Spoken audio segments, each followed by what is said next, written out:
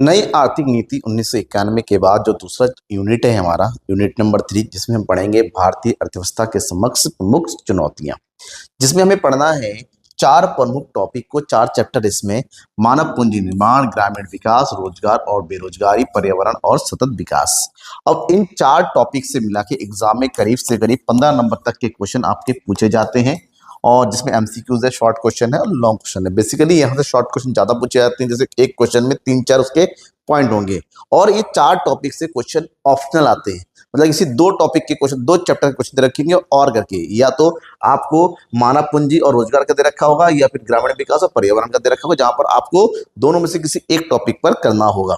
हालांकि क्वेश्चन ज्यादा होते हैं, नंबर ऑफ क्वेश्चन ज्यादा होते हैं, 1 नंबर वाले, 2 नंबर वाले, 3 नंबर वाले, लॉन्ग थोड़े ज्यादा कम होते हैं इसमें, ठीक है। तो यहाँ पर हमें पढ़ना है भारतीय अर्थव्यवस्था के समक्ष वर्तमान चुनौतियां कौन कौन से हैं। अगर हम सरकार की विभिन्न नीतियों के बारे में बात करेंगे, जो 1950 से लेकर 1990 तक बीच में उठाया उन्होंने देश की अर्थव्यवस्था को काफी तेजी से आगे बढ़ाया। लेकिन इसके बावजूद भी कहीं ना कहीं जो सामाजिक विकास है, आर्थिक के साथ साथ सामाजिक विकास भी होना जरूरी है। तो सामाजिक विकास की प्रक्रिया में कहीं ना कहीं हम थोड़े पीछे रह गए। जब पीछे रहे, जैसे मानव पूंजी के निर्माण में, ग्रामीण गरीबी को दूर करने में, बेरोजगारी को दूर करने में, पर्यावरणीय क्षरण जैसी समस्याओं को दूर करने में हम कहीं ना कहीं पीछे रह गए। ऐसे में आज भी हमारे सामने कुछ समस्याएं लगातार बनी रही। उन समस्याओं को हम 4 कैटेगरी पढ़ सकते हैं: मानव पूंजी निर्माण, ग्रामीण विकास, रोजगार और बेरोजगारी, और चौथा है पर्यावरणीय क्षरण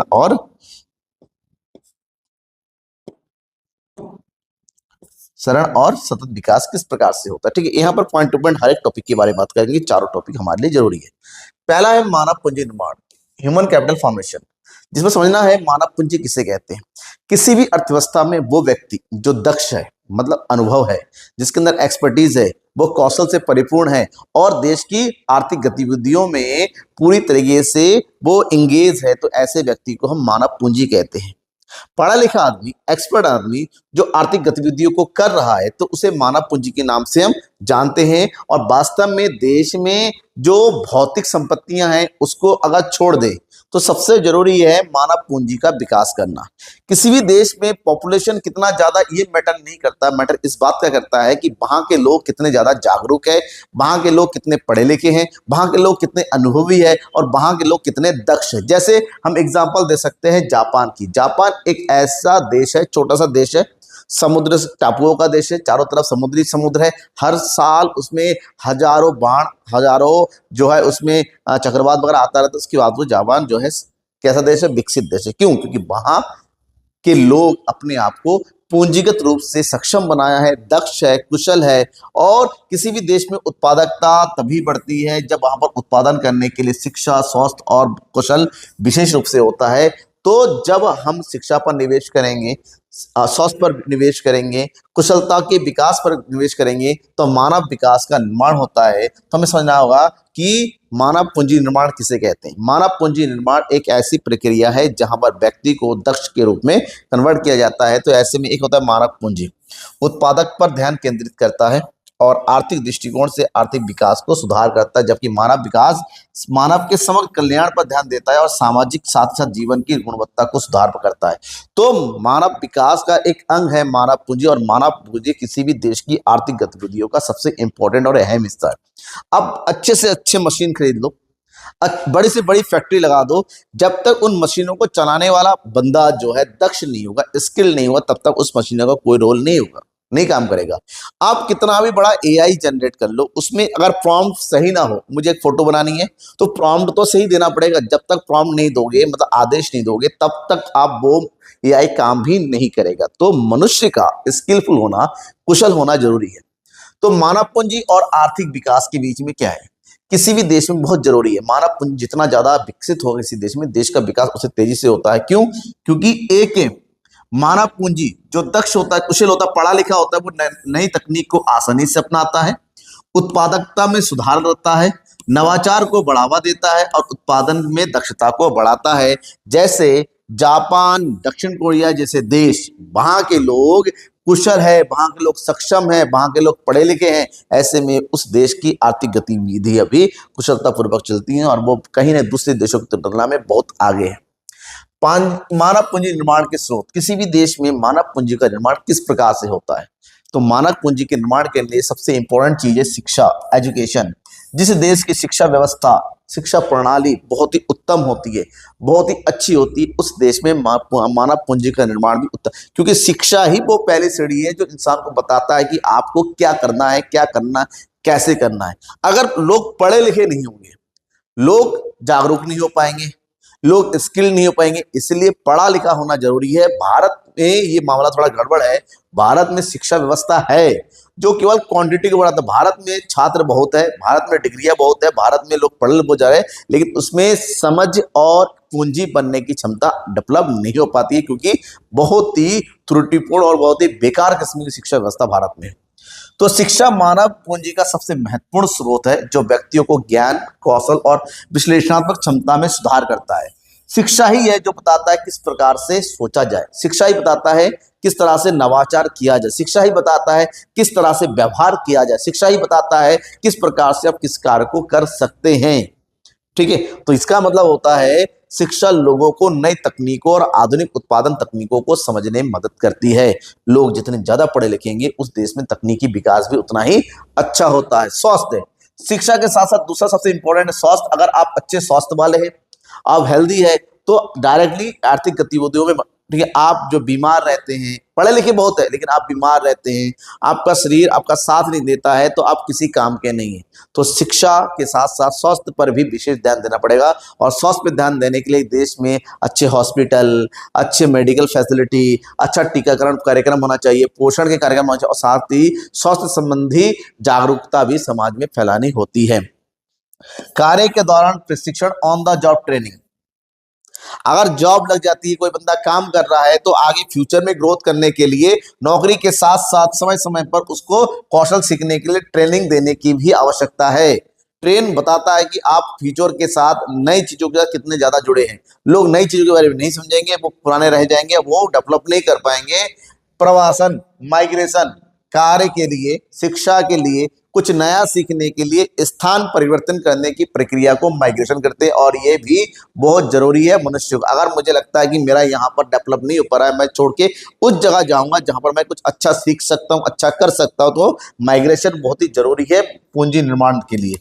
सूचना, कम्युनिकेशन बहुत इंपॉर्टेंट है मानव पूंजी निर्माण की प्रक्रिया में। क्यों? क्योंकि सूचना ही वो है जो लोगों के रोजगार के अवसर प्रदान करता है, शैक्षणिक संस्थानों के बारे में बताता है, प्रशिक्षण कार्यक्रमों के बारे में बताता है, रोजगार के नए अवसरों के बारे में बताता है। तो सूचना जितना ज्यादा होगा, एडवांस होगा, उस देश में जो है कार्यक्रमों का जो है सुचारू संचालन भी अच्छा होगा।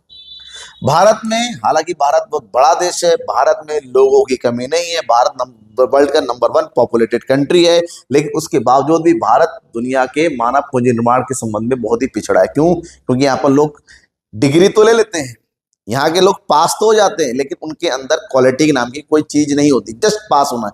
आज भी मैं बच्चों को पढ़ाता हूँ, सर उतना बता दो जिससे हम पास हो जाए। अगर बच्चे के मन में केवल इतना ही है कि जस्ट मुझे पास होना है, इसका मतलब वो सीखना ही नहीं चाह रहा है, क्योंकि सीखने वाला बंदा कभी पास होने के लिए नहीं पढ़ता, सीखने वाला बंदा सीखता जाता है, ऐसे में उसके मार्क्स भी अच्छे आते हैं।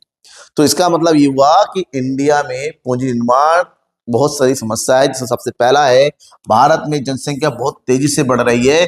जनसंख्या जितनी तेजी से बढ़ेगी, पूंजी निर्माण कम होगा। आप कितना शिक्षा व्यवस्था उपलब्ध करा सकते हो, कितना ट्रेनिंग दे सकते हो। नेक्स्ट है मस्तिष्क पलायन, ब्रेन ड्रेन। लोग पढ़ लिख जाते हैं, पढ़ लिखने के बाद जब उनको जॉब करने का टाइम होता है, उनको सेवा देने का टाइम होता है, देश छोड़ के बाहर चले जाते हैं, कनाडा चले जाते हैं। ठीक है, तो यहाँ प्रॉब्लम है। शिक्षा तक असमान पहुंच। लोग प्राथमिक शिक्षा लेते हैं, सरकारी स्कूल है जहाँ पर मिड डे मील तो मिल रहा है लेकिन पढ़ाई नहीं मिलती है। प्राइवेट एजुकेशन है, वहां पर कुछ स्कूल बहुत अच्छे से पढ़ाई करते हैं, कुछ स्कूल केवल इसलिए पढ़ा रहा है क्योंकि उनको बिजनेस करना है। और जो अमीर लोग जिनके पास बहुत सारा पैसा है, वो क्वालिटी वाले स्कूल में देते हैं, जहां पर आम आदमी या फिर जो मिडिल क्लास लोग हैं वो आप नहीं पढ़ा सकते। तो अशिक्षा की जो व्यवस्था है वो असमान हो गई भारत में। स्वास्थ्य सेवाओं की खराब गुणवत्ता है, क्षेत्रीय असमानताएं व्याप्त है, जिसमें मानव पूंजी का सकल जो है निर्माण नहीं हो पा रहा है, और समस्या बहुत ज्यादा आती चली जा रही है। भारत में शिक्षा की क्या स्थिति है? हालांकि मैंने बताया था अंग्रेजों ने भारत में शिक्षा के ऊपर कोई विशेष कार्य नहीं किया था। छोटे छोटे कुछ इंग्लिश मीडियम के कॉलेज खुलवाए, कुछ यूनिवर्सिटियां थी, विशेष कार्य नहीं हुआ। तो भारत में शिक्षा व्यवस्था बहुत दयनीय थी। केवल और केवल टोटल का 16% लोग पढ़े लिखे थे आजादी के समय। तो इस 16% को जो है आगे तक लेके जाने की जिम्मेदारी सरकार थी। तो भारत में शिक्षा व्यवस्था उत्पादकता को बढ़ाने के लिए, कुशलता को बढ़ाने के लिए जरूरी है कि मजबूत। सरकार ने इसमें बहुत सारा काम किया। भारत में नए स्कूल और कॉलेज खुलवा दिए गए। भारत में ग्रामीण क्षेत्रों की शिक्षा पर बहुत काम किया गया। तकनीकी और व्यावसायिक शिक्षा केंद्र खुलवाए गए, नए इंस्टीट्यूट खुलवाए गए, यूनिवर्सिटी खुलवाई गई और इस प्रकार से शिक्षा के विकास के लिए बहुत कार्य है। शैक्षणिक संस्थानों का विकास हुआ जिसमें नए स्कूल, नए कॉलेज, नए विश्वविद्यालय की संख्या में काफी तेजी से वृद्धि हुई। इस विस्तार से अधिक छात्रों को शिक्षा प्राप्त करने का अवसर मिला। ठीक है। उसके अलावा साक्षरता दर में वृद्धि, जो पहले 16% था आज के टाइम में बढ़ के लगभग 72 के आसपास पहुंच गया। कुछ जगह पर तो 100% भी हो चुका है। जैसे प्राथमिक शिक्षा का विस्तार करना, वैश्य शिक्षा का विस्तार करना, जागरूकता अभियान चलाना ताकि लोग ज्यादा से ज्यादा स्कूल जाए, पढ़े लिखे और अपने आप को जो है काबिल बनाए। उच्च शिक्षा पर विशेष कार्य किया गया जिसके लिए इंजीनियरिंग कॉलेज, मेडिकल कॉलेज, प्रबंधन संस्थान, विश्वविद्यालय, ITI, IIM तमाम तरह के जो है इंस्टीट्यूट खुलवाए ताकि लोग उस शिक्षा और प्रोफेशनलिज्म में भी महारत हासिल कर सके। शिक्षा के क्षेत्र में सरकार ने भी बहुत सारी पहल की ताकि भारत में शिक्षा के स्तर को सुधार लाया, जिसमें एक है सर्व शिक्षा अभियान। मतलब 6 से 14 साल के बच्चों को, सभी बच्चों को अनिवार्य रूप से प्राथमिक शिक्षा प्रदान करनी है। तो है फ्री शिक्षा, फ्री छोड़ दिया गया। ठीक है ना। सरकारी शिक्षा, मिड डे मील स्टार्ट किया गया कि कुछ लोग ऐसे होते हैं जहां इतने गरीब हैं कि खाना नहीं खा पाते, तो पढ़ाई नहीं खा पाते, तो उनके लिए मिड डे मील ताकि वो स्कूल में आए, पढ़े, साथ में खाना भी खाए। ऐसे में जो है रजिस्ट्रेशन स्कूल में बढ़ता चला गया और शिक्षा का 6 से 14 साल के बच्चों को, जो गरीब बच्चे हैं उनको, जो अच्छे मेधावी बच्चे हैं उनको प्राइवेट स्कूलों में अनिवार्य रूप से पढ़ाया जाएगा। फीस सरकार की तरफ से बढ़ी जाती है। ये एक अच्छा स्कीम है और इससे भी गुणवत्ता काफी बड़ी है। भारत में शिक्षा के समस्त आज भी बहुत सारी चुनौती है। जैसे मैंने कहा, भारत की शिक्षा व्यवस्था खराब गुणवत्ता वाली है। यहाँ पर डिग्री है, मार्कशीट में अच्छे मार्क्स होने चाहिए, दिमाग में भले ही कचरा भरा हो। डिग्री मोटे अच्छी खासी होनी चाहिए, भले ही कुछ ना होता है। यहाँ पर तो आप खुद सोचो, NIOS करके बच्चे ऐसे ही पास हो जा रहे हैं। यूनिवर्सिटीज में तमाम नकल करा जा रहे हैं।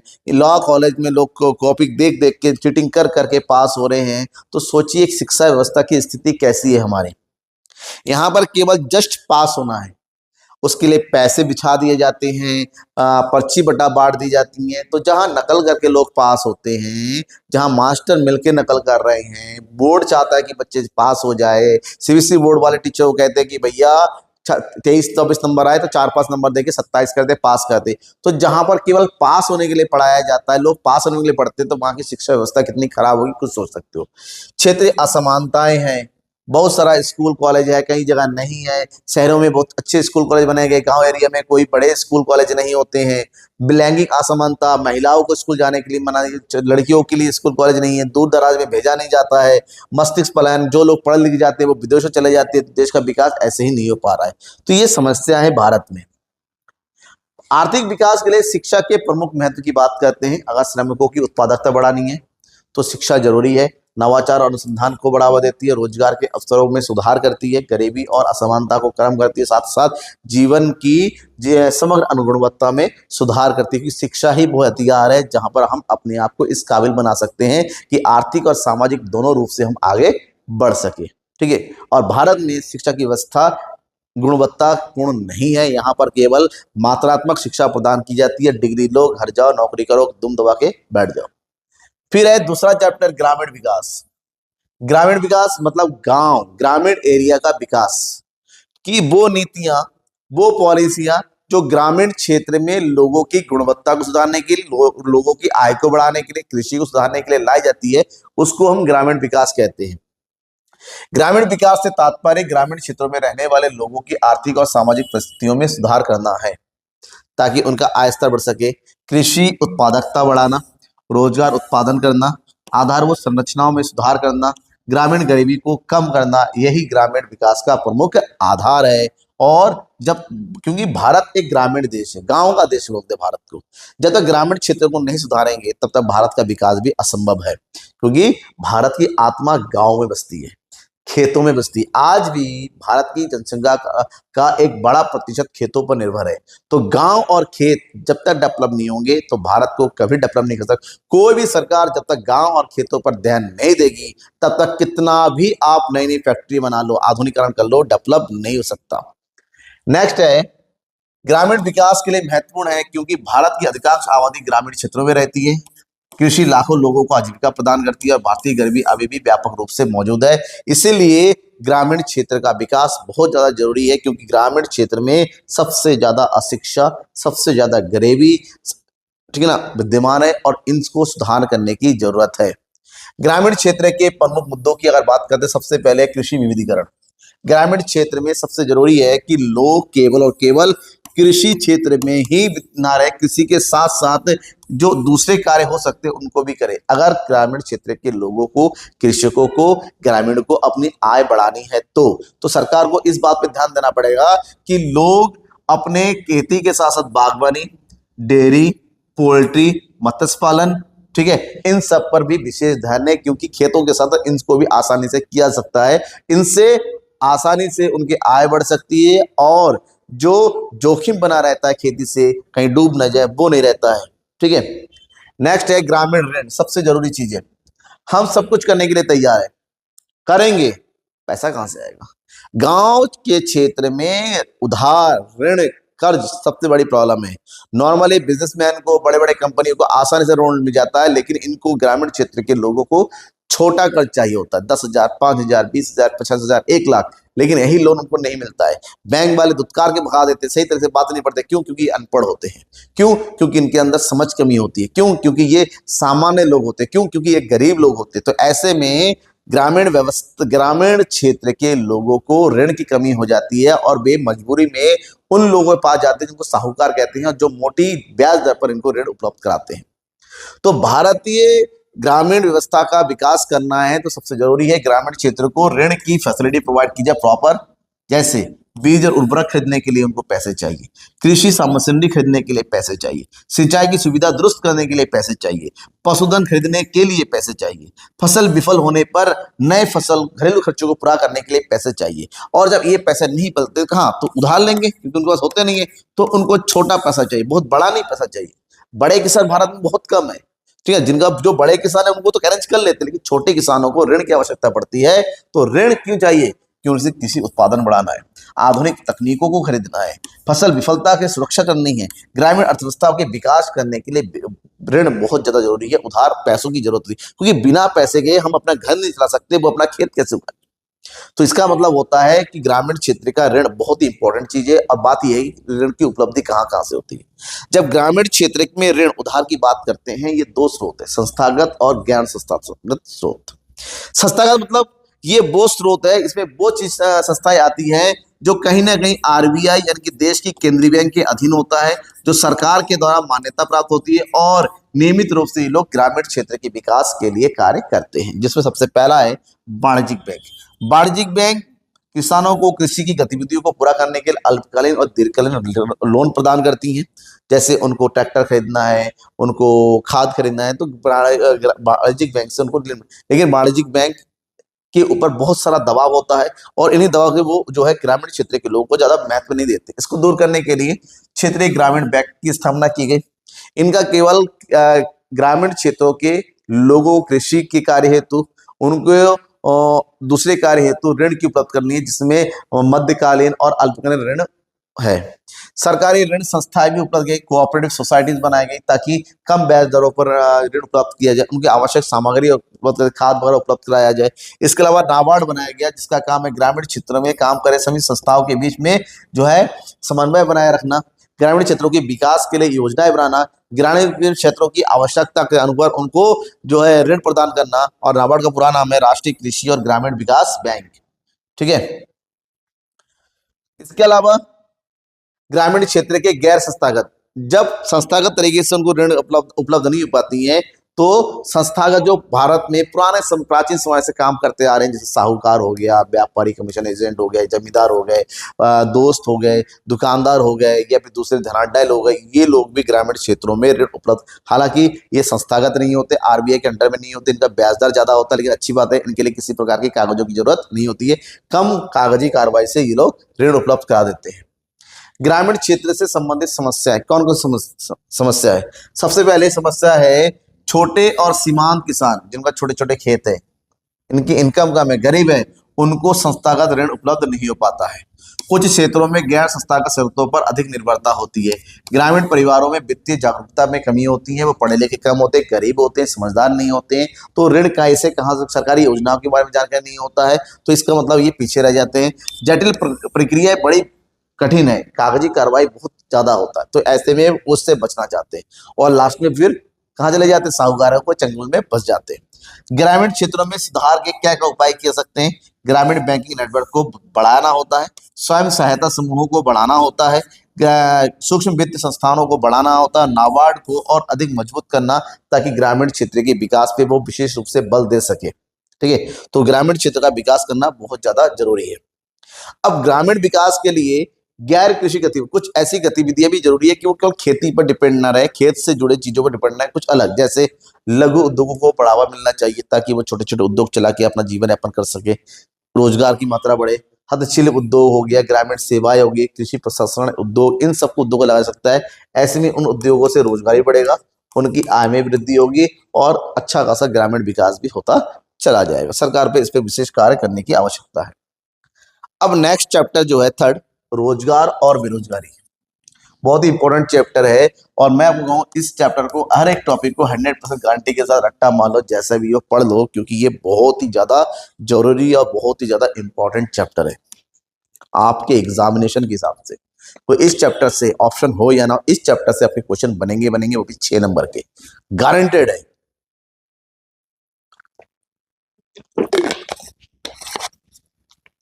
अब क्वेश्चन किस प्रकार से होता है वो तो मैं भी बताऊंगा, ठीक है।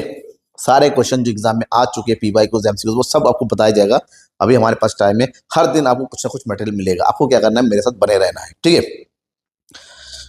कोई भी डाउट हो कमेंट बॉक्स में कमेंट करते चलो, कमेंट करते चलोगे तभी आपके डाउट क्लियर होता रहेगा।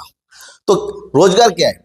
रोजगार एक ऐसी स्थिति है जिसमें लोग आय अर्जित करने के लिए उत्पादक गतिविधियों में लगे होते हैं, मतलब एक ऐसी प्रक्रिया जहां पर वो अपने आय को क्या करते, कमाते हैं, आय को कमाते हैं, जिस कार्य करने से उनको कार्य की प्राप्ति होती है उसको रोजगार कहते हैं। और रोजगार के लिए वेतन या मजदूरी, व्यवसाय या कृषि, इसमें स्वरोजगार, वस्तु और सेवाओं के उत्पादन में लगना, ये सब रोजगार के प्रमुख साधन है, और इनसे उनको आय की प्राप्ति होती है, आय प्राप्त होती है, जीवन में सुधार होता है। तो रोजगार बहुत जरूरी, जिस देश में रोजगार के अवसर जितने ज्यादा होते, उस देश का आर्थिक विकास भी उतनी ही ज्यादा होती है, क्योंकि लोगों की आय बढ़ती है। जब हम रोजगार की बात करते हैं, जब मैंने कहा श्रमिक, वो व्यक्ति जो किसी ना किसी कार्य में लगा होता है, तो श्रमिक 2 प्रकार के होते हैं, एक स्वरोजगार और एक भाड़े या किराए पे श्रमिक। स्वरोजगार वो व्यक्ति होता है जो अपना स्वयं का कार्य करता है, वह व्यक्ति जो अपना स्वयं का कार्य करता है उसको स्वरोजगार कहते हैं, एम्प्लॉयमेंट कहते हैं। लेकिन वो लोग जो किराए के श्रमिक, मतलब जो दूसरों के लिए कार्य करते हैं, ये लोग क्या करते हैं, दूसरों के लिए कार्य करते हैं, और कार्य करने के बदले में उनको एक फिक्स दिहाड़ी मिलती है, या वेतन मिलता है, या बदले में उनको कुछ पारिश्रमिक मिलता है। और जो किराए के लिए काम करते हैं, ये 2 प्रकार से होते हैं, दिहाड़ी श्रमिक और नियमित श्रमिक। नियमित श्रमिक वो श्रमिक होते हैं जो नियमित रूप से होते, रेगुलर होते हैं, और इनको वेतन मिलता है, इनको वेतन मासिक रूप में या फिर सालाना रूप से मिलता है, इनको भविष्य से संबंधित सिक्योरिटी मिलती है, भविष्य की सुरक्षा प्राप्त होती है, इनको टीए डीए वगैरह मिलता रहता है। जबकि दिहाड़ी मजदूर वो होते हैं जो दैनिक रूप से काम करते हैं, इनको दैनिक भुगतान किया जाता है, जब काम होगा तो पैसे मिलेंगे, काम नहीं होगा तो पैसे मिलेंगे, इनको कोई सिक्योरिटी प्राप्त नहीं होती है। तो ये श्रमिकों के प्रकार को समझ के रखना होगा, क्योंकि एक आध नंबर के क्वेश्चन यहां से भी आ जाते हैं। अब भारत में रोजगार की संरचना किस प्रकार से है? प्राथमिक क्षेत्र कृषि और संबंधित गतिविधियों से जुड़ी रहती है, द्वितीय क्षेत्र में विनिर्माण और उद्योग होते हैं, और तृतीय क्षेत्र में सेवा। भारत में प्राथमिक क्षेत्र में भी आज के टाइम में लगभग 37% के आगे लोग, द्वितीय क्षेत्र में लगभग जो है आपका 30% लोग, और बाकी जो है यहाँ पर तृतीय क्षेत्र में लोग हैं। सबसे ज्यादा लोग आज तृतीय क्षेत्र में डिपेंडेंट है। ठीक है, और कृषि का भाग थोड़ा सा कम हो रखा है सरकार की नीतियों की में से। श्रम बल, अब बात करते हैं लेबर फोर्स क्या होते हैं। किसी भी अर्थव्यवस्था में वो लोग जो कार्य करने के इच्छुक है और जो वास्तव में कार्य कर रहे हैं, उनके कुल योग को श्रम बल कहते हैं कि इतने लोग हमारे यहाँ पर काम कर रहे हैं, काम के लायक है। तो रोजगार प्राप्त और रोजगार में सक्रिय रूप से काम की जो तलाश कर रहे हैं उनको मिला के श्रम बल कहते हैं। धर्म इनमें वे लोग बिल्कुल शामिल नहीं होते जो कार्य में जो वयस्क नहीं होते, कम उम्र के बच्चे, वृद्ध लोग, छात्र और वो लोग जो कार्य करना नहीं चाहते, इनको जो है श्रम बल में शामिल नहीं करते हैं। श्रम बल के बाद दूसरा वर्ड आता है कार्यबल, वर्कफोर्स। इसमें वो लोग शामिल होते हैं जो वास्तव में देश की आर्थिक गतिविधियों में किसी ना किसी प्रकार से जुड़े होते हैं, वास्तव रूप से जो कार्य कर रहे हैं, ढूंढ नहीं रहे वो कार्य, उनको हम कार्यबल कहते हैं। तो लेबर फोर्स मतलब जो कार्य में लगे हुए हैं और जो कार्य ढूंढ रहे हैं वो भी शामिल होता है। वर्क फोर्स जो केवल रोजगार प्राप्त करने वाले व्यक्ति होता है। तो इन दोनों का बीच का difference, labour force minus work force, इन दोनों का डिफरेंस होता है क्या चीज? बेरोजगार। क्या होता है? बेरोजगार, इनको कार्य नहीं मिलता है। तो अब यहां से निकल के आता है कार्यकर्ता जनसंख्या अनुपात सहभागिता दर, यानी कि पार्टिसिपेंट रेट। किसी भी देश में कितने लोग कार्य करते हैं ये प्रतिशत निकाला जाता है। इसके लिए देश में टोटल कितने लोग कार्य कर रहे हैं वास्तविक रूप से देश की कुल जनसंख्या से भाग कर दिया जाता है और 100 से गुणा करके जो भी आता है उसको, और भारत में ये दर 37% के हिसाब से, यानी कि 100 में 37 लोग काम कर रहे हैं, बाकी लोग इन पे डिपेंड है, जैसे बच्चे, बूढ़े और हमारी माता बहनें। कहीं ना कहीं इन लोग इकोनॉमिक एक्टिविटीज में कम से कम इनका योगदान होता है। अब बात करेंगे बेरोजगारी क्या है। बेरोजगारी उस स्थिति को दर्शाती है जहां पर इच्छुक लोग, अनुभवी लोग कार्य करना चाहते हैं लेकिन उनको कार्य की प्राप्ति नहीं होती है। जब उनको कार्य की प्राप्ति नहीं होती तो उनको बेरोजगार कहते हैं, बेरोजगारी कहते हैं। और ये भारत में विभिन्न प्रकार से उपलब्ध है। जैसे छिपी हुई बेरोजगारी एक ऐसी स्थिति होती है जहां पर जितने लोग कार्य करना आवश्यकता है उससे ज्यादा लोग कार्य कर रहे हैं। जैसे खेतों में अगर 2 लोग कार्य, 4 लोग कार्य की आवश्यकता है तो हम बस 6 लोग काम कर रहे हैं क्योंकि 2 लोगों के पास करने को कुछ नहीं है, तो वो भी खेतों में लगी हुई है। दिखता है सब लोग मिलकर काम कर रहे हैं लेकिन वास्तव में उन 2 लोगों की जरूरत है ही नहीं। तो ऐसी स्थिति को छिपी बेरोजगारी कहते हैं। मौसमी बेरोजगारी ऐसी बेरोजगारी जहां पर किसी मौसम में कार्य प्राप्त होता है दूसरे मौसम में नहीं होता। जैसे गन्ने की फैक्ट्री में काम करने वाले श्रमिक, जब तक गन्ने की प्राइस चल रही है, गन्ना है, तब तक उनको काम मिल रहा है, जैसे ही गन्ना खत्म हो गया उनको भी काम से हाथ धो बैठना होता है। धान काटने वाले मजदूर, धान लगाने वाले मजदूर मौसम के अनुसार काम करते हैं। पर्यटन में लगे हुए लोग मौसम के अनुसार उनको कार्य मिलता है। ठीक है। शिक्षित बेरोजगारी, जब पढ़े लिखे लोग योग्यता के अनुसार उनको कोई रोजगार नहीं मिलता है उसको शिक्षित बेरोजगारी कहते हैं। ग्रामीण बेरोजगारी, इसमें 2 प्रकार की ग्रामीण क्षेत्र में पाई जाती है, छिपी और मौसमी बेरोजगारी। ठीक है। और शहरी क्षेत्र में भी 2 प्रकार की बेरोजगारी होती है, शिक्षित बेरोजगारी और नौकरी का असंगत मिलान। जो लोग जो नौकरी चाहते हैं वो नहीं मिल पाता तो ऐसे को जो है शहरी बेरोजगारी के नाम से जानते हैं। महिलाएं और रोजगार, जब महिलाओं और रोजगार की हम बात करते हैं, भारत में महिलाओं की भागीदारी पुरुषों की तुलना में काफी कम है। खासकर शहरी महिलाओं की बात करते हैं, उनका तो कंट्रीब्यूशन बहुत कम है। ग्रामीण की महिलाएं, गांव की महिलाएं फिर मजदूरी में, कोई खेतों में उनको काम करना मजदूरी बनती है, घर की आय इतनी है नहीं कि दूसरे लेबर लेके काम किया जाए। तो ग्रामीण महिलाओं के कंपेरिजन में जो है शहरी महिलाओं की कंट्रीब्यूशन ज्यादा है भारत में। अब बात करेंगे पर्यावरण और सतत विकास की। पर्यावरण और सतत विकास, सस्टेनेबल डेवलपमेंट, बहुत इंपॉर्टेंट चैप्टर है। इससे भी क्वेश्चन आपके 6 नंबर पे बनते हैं।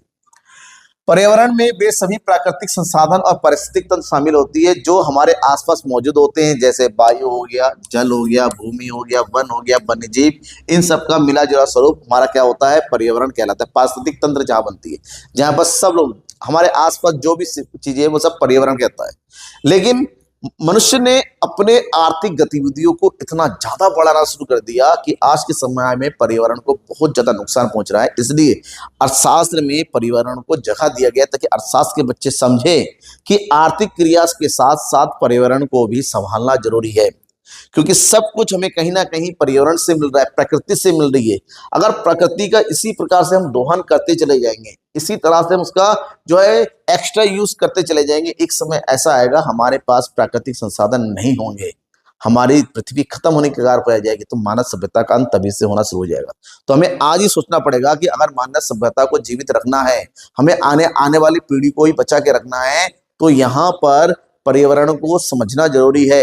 और मनुष्य ने जिस प्रकार से प्रकृति का शरण करना शुरू कर दिया है तो उसी को बोलते हैं पर्यावरण क्षरण, इन्वायरमेंट डिग्रेडेशन। मतलब जब मानवीय गतिविधियों से प्रकृति को नुकसान पहुंचता है, और नुकसान पहुंचता है वायु प्रदूषण, जल प्रदूषण, वनों की अत्यधिक कटाई, भूमि का क्षरण और जलवायु परिवर्तन, ये सब जो है नुकसान के पॉइंट है। पॉइंट टू पॉइंट समझे। मुख्य पर्यावरणीय समस्या, कौन कौन सी समस्या है जो आज के समय में पर्यावरण से संबंधित उत्पन्न हुआ है, जिसमें सबसे पहला है वायु प्रदूषण। वायु प्रदूषण का मतलब वायु में खतरनाक और हानिकारक गैसों और कणों का मिलना होता है। इससे जो ऑक्सीजन की कमी हो जाती है और हानिकारक गैसें बन जाती है और पर्यावरण पूरा का पूरा नुकसान होता है। ऐसी स्थिति को वायु प्रदूषण कहते हैं। और उसका प्रमुख कारण है उद्योगों और कारखानों का उत्सर्जन, उनपे बहुत ज्यादा गैसेस वगैरह निकलती रहती हैं। वाहनों का अत्यधिक यूज करना, उनका धुआं निकलता रहता है। निर्माण गतिविधियां, कंस्ट्रक्शन वर्क होना, वहां से धूल कंकड़ वगैरह निकलते रहते हैं। कोयला और पेट्रोल जैसे जीवाश्म का जलना और फसल अवशेषों का जलना, जिससे बहुत ज्यादा धुआं निकलता है और ये पर्यावरण को नुकसान पहुंचता है। आपने दिल्ली की हालत तो देख ही ली। सर्दियों के मौसम में दिल्ली में कुछ नहीं दिखता है, विजिबिलिटी बहुत कम हो जाती है। क्यों? क्योंकि दिल्ली में आसपास के क्षेत्रों में जो पराली जलाई जाती हैं, ठीक है, खासकर दिवाली के बाद जो पटाखे जलते हैं, दिल्ली में इतने सारे कारखाने हैं, उनका धुआं, लोग जो तो दिल्ली में इतनी गाड़ियां हैं, सबका धुआं मिला के वो एक ही जगह स्टोर हो जाता है और ऐसे में सांस लेने लायक हालत भी नहीं रहती है। तो इसका प्रभाव क्या होता है? दमा जैसे सांस की बीमारियां, फसलों और वनों को नुकसान पहुंचता है। शहरों में स्मॉग का निर्माण बन जाता है और जलवायु परिवर्तन इसका है। और गर्मी, देखिए इस मौसम में अभी मार्च खत्म भी नहीं हुआ, इतनी खतरनाक गर्मी पड़नी शुरू हो गई। तो ये ग्लोबल वार्मिंग है। जल प्रदूषण, बहते हुए जल में, नदियों और झीलों, महासागरों में अगर हानिकारक सामान, केमिकल वगैरह मिलता है तो उसको जल प्रदूषण कहते हैं। इसका प्रमुख कारण है औद्योगिक अपशिष्ट का नदियों में मिलना, शहरों से बिना औपचारिक सा सीवेज में जाना, कृषि में रासायनिक उर्वरकों, कीटनाशकों का अत्यधिक प्रयोग करना, महासागरों से तेल का रिसाव, ये सभी प्रक्रिया है जिससे जल को नुकसान पहुंचता है और जल प्रदूषण होता है। और जल प्रदूषण आज के समय में एक बहुत ही भयानक और विपद समस्या है। इससे क्या होता है? सुरक्षित पेयजल की कमी होती है, पीने लायक पानी नहीं होती, गंदा पानी होता है, जल जनित रोगों का प्रसार होता है, जलीय जीवों को नुकसान पहुंचता है और मछली के उत्पादन में कमी आती है। और वास्तव में ये हो रहा है। वायु प्रदूषण, जल प्रदूषण जितना ज्यादा करेंगे उतना ही नुकसान है हमारे प्रकृति को। वनों की कटाई, जनसंख्या इतनी तेजी से बढ़ रही है और जनसंख्या को की आवश्यकता को पूरा करने के लिए खेत चाहिए, रहने के लिए घर चाहिए, तो औद्योगिक क्रियाएं करनी, इन सब के लिए जंगलों की कटाई बहुत तेजी से चल रही है। तो जंगलों की कटाई को लैंड फॉरेस्ट डिग्रेडेशन कहते हैं, डिफॉरेस्टेशन बोलते हैं, जिसमें खेती का विस्तार करना है, शहरीकरण करना, औद्योगिक परियोजनाएं शुरू करनी है, खनन, और इन सब के लिए कहीं ना कहीं वनों को काटा जा रहा है। वनों को काटना कहीं ना कहीं नुकसान है, क्योंकि वन ही है जो संतुलन को बनाए रखता है। वन ही नहीं होंगे तो संतुलन नहीं रहेगा और ऐसे में नुकसान ही होना है। जैव विविधता का नुकसान हुआ है, मृदा अपरदन मतलब मिट्टी का कटाव बहुत तेजी से होता है, पारिस्थितिक संतुलन में व्यवस्था होती है को नुकसान पहुंचता है, वायुमंडल में कार्बन डाइऑक्साइड बहुत ज्यादा बढ़ जाती है, तो नुकसान तो है ही ना। तो जंगल होना जरूरी है, जंगल नहीं रहेगा तो इंसान भी नहीं रहेगा। भूमि क्षरण, अगर जंगल ही नहीं होंगे, पेड़ पौधे नहीं होंगे तो भूमि का कटाव बड़ी तेजी से होता है। भूमि का क्षरण का मतलब होता है भूमि में गुणवत्ता और उत्पादकता में कमी का होना। ये कब होता है? जब हम खेतों में बहुत अधिक जो है फर्टिलाइजर, रसायनों का प्रयोग करेंगे, वनों की कटाई करेंगे, अत्यधिक चराई करेंगे, खनन गतिविधियां करेंगे, अनुचित सिंचाई पद्धतियों का प्रयोग करेंगे, इससे में खेतों का कटाव होता है, खेतों में बंजरपन आ जाता है और खेती कम हो जाती है। उर्वरकता में कमी, कृषि उत्पादकता और कुछ क्षेत्रों में मरुस्थलीकरण भी हो सकता है, जो कि नहीं होना चाहिए। जलवायु परिवर्तन, जितनी भी चीजें हमने अब तक बढ़ाई है, एयर पोल्यूशन हो गया, वाटर पोल्यूशन हो गया, इन सब का रिजल्ट है जलवायु परिवर्तन। मतलब मौसम में परिवर्तन होना, जब बारिश ना होनी चाहिए तब बारिश हो जाती है, गर्मी जब कम पड़नी चाहिए गर्मी बहुत ज्यादा पड़ती है, ठंड जब पड़नी चाहिए ठंडी नहीं होती है। तो इसको जलवायु यानी कि वर्षा के पैटर्न में, तापमान में, मौसम के में बदलाव होना ही जलवायु परिवर्तन कहते हैं। और आपने देखा जलवायु परिवर्तन का मुख्य कारण है कार्बन डाइऑक्साइड का बढ़ना, मीथेन गैस का बढ़ना, नाइट्रेट ऑक्साइड। और क्यों होता है? क्योंकि हम अपने जीवन को लग्जरी बनाने के एसी का प्रयोग करने लग गए हैं, ठीक है ना। कार में हर जगह एसी प्रयोग चल रहा है, वॉशिंग मशीन का प्रयोग करते हैं या फिर रेफ्रिजरेटर, इन सब से कहीं ना कहीं गैसेस निकलती हैं और इससे वैश्विक तापमान में वृद्धि होती है। हमारे जो ग्लेशियर वो पिघलते हैं, समुद्र का स्तर बढ़ता हुआ चला जाता है, बाढ़ और सूखे का खतरा भी बना हुआ रहता है। ग्लोबल वार्मिंग, ग्लोबल वार्मिंग, जब सब कुछ भी नहीं रहेगा तो ग्लोबल वार्मिंग का मतलब होता है पृथ्वी के तापमान का वृद्धि होना, और इसमें हमारा जो धरातल है वो गर्म हो जाता है, और इससे तमाम प्रकार की चीजें क्यों होती हैं, क्योंकि जीवाश्म ईंधनों पर जलता रहता है, इसमें धरती हित औद्योगिक उत्सर्जन होता रहता है, वनों की कटाई हो रही है, वाहनों का अत्यधिक उपयोग हो रहा है, इन सब से हमारी धरती गर्म होती चली है, और इसका रिजल्ट है जो हमारे ग्लेशियर है बर्फ पिघल रहे हैं, और इससे समुद्र का स्तर बढ़ रहा है। आने वाले कुछ सालों में हो सकता है कुछ हिस्सा जो है समुद्र के आसपास के शहरों का वो डूबता चला जाए, और एक समय ऐसा भी हो सकता है पूरी धरती हमारी डूब जाए, जिस हिसाब से ग्लेशियर पिघल रहे हैं और समुद्र का जल बढ़ता हुआ जल रहा है, उसको कंट्रोल करने की बहुत ज्यादा जरूरत है।